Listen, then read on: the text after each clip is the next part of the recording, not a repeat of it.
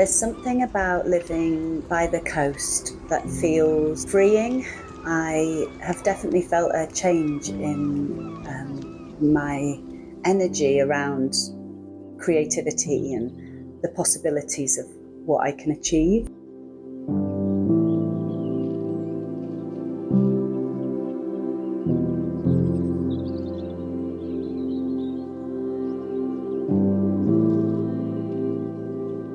My name is Roxanne Gilbert and I am a jewellery designer and maker.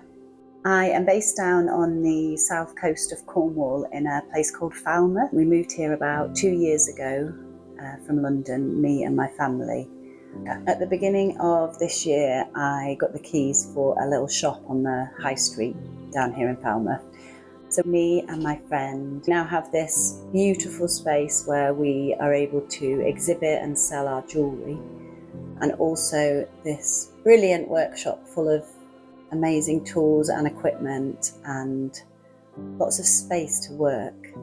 I'm always striving to create unique jewellery, so pieces that I haven't made or seen before, or trying to find new ways of using materials. I'll usually start with the gemstones and a vague idea of how I can bring them together to create a piece that's a development from previous designs.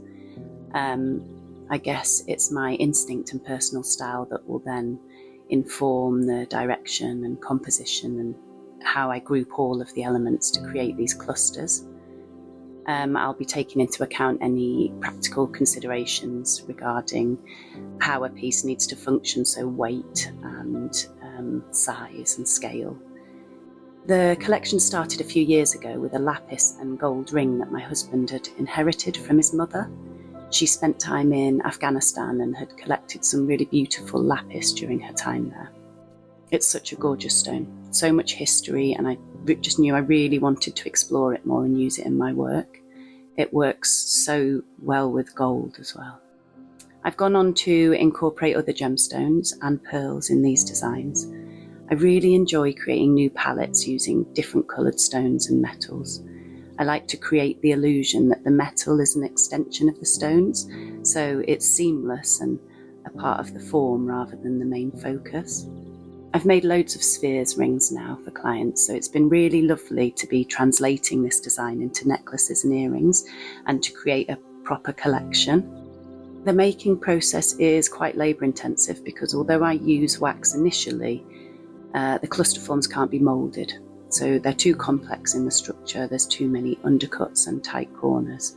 Also because the stones that I use are not calibrated, they're never quite the same size or completely perfectly spherical. I have to make each cup setting specifically for each individual stone. So they're all bespoke and one of a kind, really. I've always loved working in 3D, so I don't tend to do a great deal of drawing in my sort of preliminary research. It will be a lot more making prototypes and maquettes. I love working in wax. It's so forgiving. You can try your ideas out with minimal risk and explore new forms much easier than in metal. I think my work and my way of working is quite reflective of me, a bit organised chaos. I'm really inspired by the natural world and that perfect imperfection and non-symmetry that nature does so well. I think there's more marvel and beauty when it's uncontrived. I don't tend to make pieces that are symmetrical. There's often an organic element to the form or the arrangement. I make jewellery that I want to wear, sculptural pieces that stand proud and make a statement.